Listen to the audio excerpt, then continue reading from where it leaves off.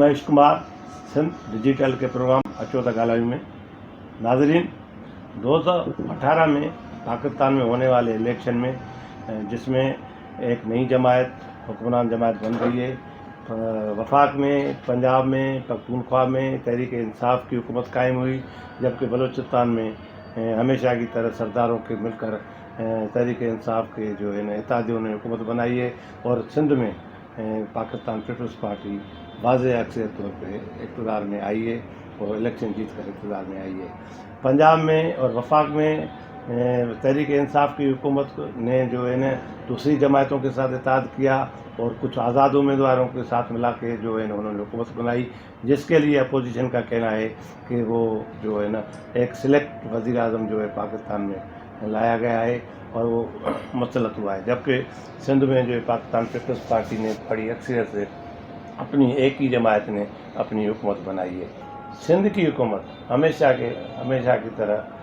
जो वफाक को पसंद नहीं आ रही, वो अपोजिशन की जमात पाकिस्तान पीपल्स पार्टी की हुकूमत है, उसको गिराने के लिए, हुकूमत को ख़त्म करने के लिए 2 साल से, अब 2 साल इलेक्शन को, 2018 के इलेक्शन को 2 साल हो चुके हैं, तो 2 सालों में हुकूमत को, सिंध की हुकूमत को गिराने के लिए कई जो वफाक की तरफ से कई कोशिशें की गई हैं। कभी 18वीं तरमीम में गलतियों की बात की जा रही है, उसमें बड़ी गलतियाँ हैं। कभी वफाक NFC अवार्ड के लिए सिंध से मुतालबा कर रहा है कि NFC अवार्ड की कटौती की जाए। सिंध की हुकूमत वफाक से ये मुतालबे नहीं मान रही है। अभी हालिया दिनों में एक और कोशिश की गई है सिंध की हुकूमत को गिराने की वजह से। अपोजिशन वाले तो कहते हैं कि मुराद अली शाह को नेब का नोटिस भी इसी तरह की इसकी एक कड़ी है, और इसी तरह साबिक सदर आसिफ अली जरदारी को भी नेब में जो बुलावा आ रहा है, अपोजिशन उसको कह रही है कि ये भी सिंध हुकूमत को प्रेशर लाने की कोशिश की है। हाल ही में एक और कोशिश की है कि कराची की दारुल हुकूमत, जो सिंध का दारुल हुकूमत है, वो वफाक के हवाले करने के लिए एक वफाकी वज़रा की तरफ से मुहिम चलाई गई है, और वो मुहिम उस वक्त ज़ोर पकड़ गई जब अटॉर्नी जनरल ऑफ पाकिस्तान ने सुप्रीम कोर्ट में कहा है कि वफाक कराची का इंतज़ाम संभालने के लिए या वफाक कराची के लिए कोई ना कोई फ़ैसला करने वाली है। इस बात पे बात करने के लिए आज हमने हमारे साथ जो शरीक गुफ्तगू होंगे वो human rights commission of Sindh के रहनुमा इमदाद चांडियो साहब हैं, और उसके साथ हमारे कामरेड मीर थेबो साहब हैं, वो लेफ्ट से ताल्लुक़ रखते हैं। वो मैं इमदाद साहब और मीर साहब आपको अपने प्रोग्राम में आने के खुशामदीद कहता हूँ। सबसे पहले मैं यह सवाल इमदाद साहब आपसे पूछना और समझना चाहता हूँ कि वफाक जो कराची का जो सिंध का दारुल हुकूमत है, वो उसका इंतज़ाम संभालने के लिए कोशिश कर रहा है, और अटॉर्नी जनरल ने कोर्ट में भी ये बयान, सुप्रीम कोर्ट में बयान दिया है। अगर ये इस तरह का कोई सुप्रीम कोर्ट से वर्डिक्ट लेके आते हैं तो सिंध के अवाम उसको किस तरह देखते हैं? महेश साहब, आपका बहुत शुक्रिया कि आज एक अहम मसले पर आपने हमें यहाँ बहस तमीज़ के लिए बुलाया है। पहली बात तो ये है, मैं समझता हूँ कि जो कराची का मामला है, कराची को वफाक के कंट्रोल की बात नहीं है, ये PTI जो है उसका एक पॉलिटिकल एक मूव है पीपल्स पार्टी को प्रेशराइज़ करने के लिए, जहाँ तक मुझे समझ में आती है बात। जो सियासी जमातों के दरमियान एक तो जब रसाकशी होती है तो उस वक्त बाज़ औक़ात हमें ये नज़र आता है कि पॉलिटिकल पार्टीज़ अपने जो सियासी दानिशमंदी से हटकर मखसूस जो अपने मफादात हैं या छोटे इंटरेस्ट हैं, उनमें उनके मफाद में, छोटे मफादात में आकर अजीब गरीब किस्म के बयानात जो है वो, मैं जब से मैं सियासत में को देख रहा हूँ, मुशाहिदा कर रहा हूँ या उसमें सरगर्म भी रहा हूँ, तो जितने सस्ते और चीप किस्म के बयानात मैं अभी इस हाल ही में PTI लीडर्स के देख रहा हूँ, ये कम अज़ कम, और ख़ुद अफसोस से कहना पड़ता है कि प्राइम मिनिस्टर ऑफ पाकिस्तान जो हैं वो भी बाज़ औक़ात काफ़ी गैर संजीदगी के बयानात देने लगते हैं। तो एक तो PTI का अपना एक मखसूस अंदाज़ है जिसमें वो जब से सिंध में उनकी हुकूमत नहीं आई, और एक समझें कि ایک جزیرہ جو ان کی مخالفت کا پاکستان کے پولیٹیکل سیناریو میں بنا، وہ جزیرہ ان کو بہت ہی جو ہے ناگوار گزرتا تھا، اور صبح شام اسی تگ و دو میں رہتے تھے کہ اس جزیرے کا ہم کنٹرول کیسے سنبھالیں۔ آپ کو پتہ ہے کہ یہ ان کے جو یہاں کے مقامی لیڈرز جو کل تک قائم علی شاہ کے اسپیشل اسسٹنٹ بھی تھے، ایسے لوگ جو ماضی میں ہر حکومت کے سلامی رہے ہیں، وہ پھر آج پی ٹی آئی میں شامل ہیں، تو اس طرح کے لوگوں کا کوئی پولیٹیکل اسٹینڈنگ بھی نہیں ہے، تو اس لیے ان کے کسی مطالبے کی کوئی اہمیت بھی نہیں ہے۔ لہٰذا وہ جب کہتے تھے کہ سندھ میں حکومت گرائیں گے ہم، تو وہ ایک اس طرح کا یعنی سیاسی پوائنٹ اسکورنگ لگ رہا تھا، اور ایک حد تک ہم بھی سمجھتے تھے کہ یہ پی ٹی آئی والے اپنی بھڑاس نکال رہے ہیں کہ سندھ میں ان کی حکومت نہیں بنی۔ لیکن بعد میں جو حال ہی میں 2-3 اقدامات ایسے ہوئے ہیں جنہوں نے ہمیں بہت تشویش میں سندھ کے لوگوں کو مبتلا کیا ہے، اس میں سپریم کورٹ آف پاکستان کی جو آبزرویشنز ہیں، جو مشاہدات جج صاحب نے، چیف جسٹس نے دیے ہیں، تو اس سے کچھ اس طرح کا لگا کہ جو یہ صرف صفائی کے نالوں کی بات ہو رہی تھی، گورنمنٹ آف سندھ نے کہا کہ ہم ان کا کنٹرول سنبھالیں، تو انہوں نے کہا کہ نہیں، یہ کون سے غیر ملک سے آئے ہیں، یہ بھی آپ کے ملک کے ہیں، اور یہ این ڈی ایم اے کو یہ ذمہ داری دی گئی۔ حالانکہ آپ دیکھیں کہ این ڈی ایم اے یہ ایک میرے خیال میں جو حال ہی میں سب سے بڑا ہمیں ایک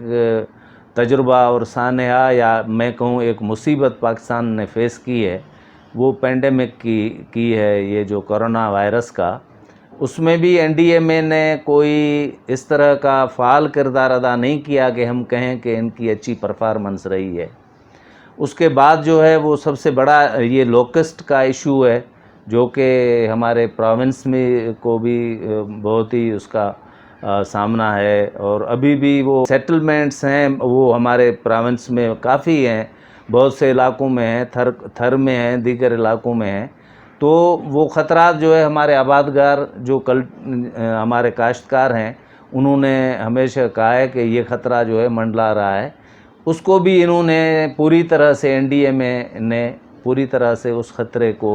جو ہے وہ فیس نہیں کیا یا اس کا مداوا نہیں کیا۔ ابھی جو این ڈی ایم اے کو ذمہ داری دی گئی، جو کہ ہمیں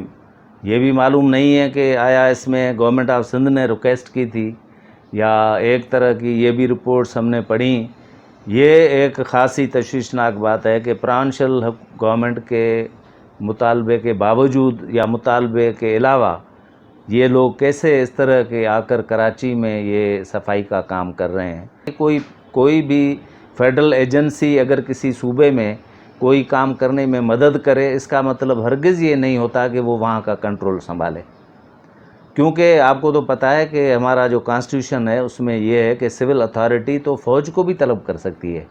جب ہم فلڈز میں اور ڈیفرنٹ ایسے خطرناک حالات میں جو سویلین گورنمنٹ ہے وہ فوج کو طلب کرتی ہے، اس کا مطلب یہ نہیں ہوتا کہ وہ انتظام سنبھال لیتی ہے حکومت کا۔ تو یہ ایک طرح کی نفسیاتی جنگ بھی لڑ رہے ہیں، اور ساتھ ہی ابھی یہ تشویشناک بات تھی کہ اٹارنی جنرل آف پاکستان نے کہا کہ فیڈرل گورنمنٹ کراچی کے کنٹرول کے لیے مختلف آپشنز پر غور کر رہی ہے۔ تو میں سمجھتا ہوں کہ یہ ایک اگر یہ سوچ وفاقی حکومت میں یا پی ٹی آئی کی لیڈرشپ، کیونکہ آج کل وفاق نہیں ہے، آج کل پی ٹی آئی کی حکومت ہے۔ وفاق وہ ہوتا ہے جس میں پروونسز کو آن بورڈ لیا جاتا ہے، وفاق وہ ہوتا ہے جس میں سی سی آئی کا کردار ہوتا ہے، کونسل آف کامن انٹرسٹ کو ایسے ایشوز پر جو کہ پورے ملک کے اور خصوصاً صوبوں کے حوالے سے ہوتے ہیں، وہ فیصلے کرنے کا جو صحیح فورم ہے وہ کونسل آف کامن انٹرسٹ ہے۔ لیکن اگر سی سی آئی کے بجائے حکومت اور ایک ہی شخص فیصلہ کرنے لگ جائے تو یہ ایک مرکزیت پسند اور ایک ون یونٹ کی طرز کی حکومت کا جو ہے وہ ایک آئیڈیا ہمارے سامنے آ جاتا ہے۔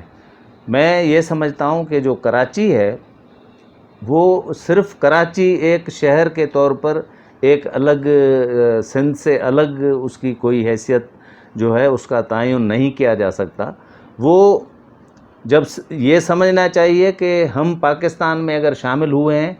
تو سندھ میں اس وقت کراچی ہمارا اس وقت بھی کیپٹل تھا،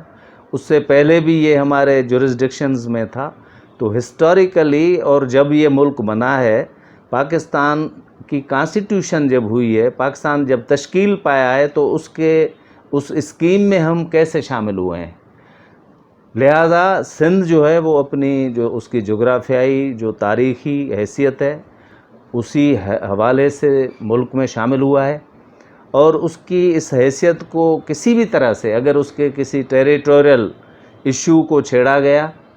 تو یہ ایک پینڈورا باکس اوپن ہوگا، اور اس سے پورے ملک کے لیے وفاق کے لیے جو ہے اس کے خطرناک مضمرات ہوں گے. کیونکہ سندھ کے لوگ جو ہیں وہ اور سندھ کے عوام، اور ابھی تو میں یہ سمجھ رہا ہوں کہ جو ہمارے کراچی کے جو بونافائیڈ سٹیزنز ہیں، اردو اسپیکنگ ہمارے بھائی ہیں جو کہ یہاں پیدا ہوئے ہیں اور جن کا مستقبل سندھ سے وابستہ ہے،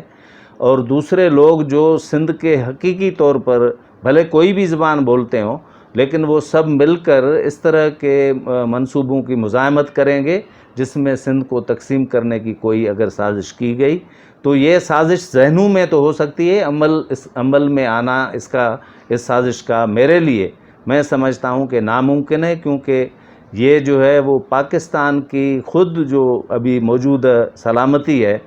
اور وحدت ہے اس کے لیے خطرناک اس کے نتائج نکلیں گے. جی تیبو صاحب، جیسا کہ امداد چاڈو صاحب نے اپنی باتوں میں یہ ذکر کیا ہے، ون یونٹ کا ذکر کیا ہے، آپ بھی ون یونٹ کی مخالف میں تحریک چلانے والوں میں شامل تھے. ان کے نقصانات جو ملک کو جو پڑے، آپ ابھی پاکستان کے وکیلوں نے، جو پاکستان کے ایک وکیلوں کی بڑی جماعت ہے، انہوں نے بھی یہ اپنی پریس کانفرنس میں کہا ہے کہ اگر اس طرح کا کوئی ہوتا ہے، سپریم کورٹ اس میں کوئی اپنا وزن ڈالتی ہے اس طرح کے فیصلے میں، تو یہ عدالتی قتل کے برابر، صوبے کے قتل کے برابر ہوگا. آپ اس سلسلے میں اپنے تاریخی طور پہ اس کو کیسے سمجھتے ہیں؟ شکریہ میں صاحب، جو آپ نے یہاں بلایا، اور یہ بہت اہم ایشو ہے. ون یونٹ کا جو آپ نے ذکر کیا ہے، ایکچولی ون یونٹ بنایا گیا تھا بنگالیوں کو وہ کرنے کے لیے کہ پیرٹی کا کوشچن، کیونکہ بنگالی کہتے تھے کہ ہم اکثریت میں ہیں، تو انہوں نے کہا کہ ایک یونٹ یہ بناتے ہیں، ایک یونٹ بنگال ہوگا، اور دونوں کے درمیان پیرٹی ہوگی، اور اس پیرٹی کے بدلے میں وہ جو ہے وہ اپنا حکومت چلائیں گے. تو وہ پیرٹی نہیں چلی، اور سندھ میں حالانکہ ممبرس نے ون یونٹ کی اتنی مخالفت نہیں کی، لیکن لوگوں کے جذبات بہت خلاف تھے، رائٹرز، اسٹوڈنٹس، انٹیلیجنشیا، اور وہ آگے چل کر اتنا بڑھی کہ سارے سندھ میں یہ سب سے زیادہ تحریک یہاں چلی. بلوچستان میں چلی، لیکن وہ تھی armed struggle against Ayub Khan, وہ بھی اس طرح کی ریفرنس میں ہی تھی. تو ویسے جو وہ چاہتے تھے، مطلب اس وقت کے ملٹری حکمران یا اسٹیبلشمنٹ، وہ ان کو پورے نہیں ہوئے خواب. مطلب الیکشن کرائے، تو الیکشن کروانے سے پہلے انہوں نے یہ جنرل ضیاء نے چالاکی کی کہ یہ جو سپورٹ ملتی ہے اس 3 صوبوں سے، پشتونخوا، بلوچستان، سندھ سے بنگال کو، ان کو کاٹا جائے. تو انہوں نے ون یونٹ توڑ دی، ضیاء خان نے ون یونٹ توڑ دی تھی الیکشن سے پہلے. لیکن الیکشنس جو رزلٹ آئے پھر بھی ملٹری کے اگینسٹ آئے. اور سندھ جو ہے شروع سے ہی ایک اور مسئلہ ہے سندھ کا، مجھے جو لگتا ہے وہ یہ ہے کہ ابھی جو ہے، جو آپ نے ذکر کیا کراچی کا، کراچی پر نظر وفاق کی یا سینٹر کی یا اسٹیبلشمنٹ کی کافی عرصے سے رہتی ہے، اور اسی نظر کا نتیجہ تھا کہ جنرل ضیاء نے MQM بنوائی. اس سے پہلے جو ہے وہ پش کرتے تھے جماعت اسلامی کو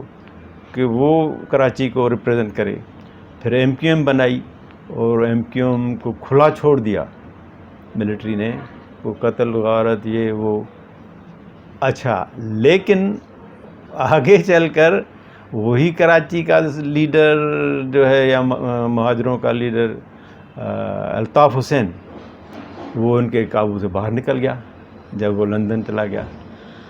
اب وہ جب نکل گیا تو کچھ پھر وہ تھوڑا سندھیوں کے نزدیک بھی آ گیا, یعنی دونوں کے ڈیمانڈس ایک جیسے, مطلب یہ کہا گیا کہ بھئی ہم بھی ادھر رہتے ہیں, آپ بھی ادھر, مرنا جینا ادھر ہے, تو کیوں ہم ایک دوسرے سے لڑیں یا یہ کراچی کا وہ الگ کیوں کریں. تو کراچی کو بھلے یہ کہیں ابھی جو پرابلم ہے وہ یہ ہے کہ کراچی کی لیڈرشپ جو ہے الطاف کے مائنس کرنے کی وجہ سے وہ ایک ویکر لیڈرشپ پہ انڈیویجولس ہیں جن کے اپنے چھوٹے چھوٹے مفادات ہیں.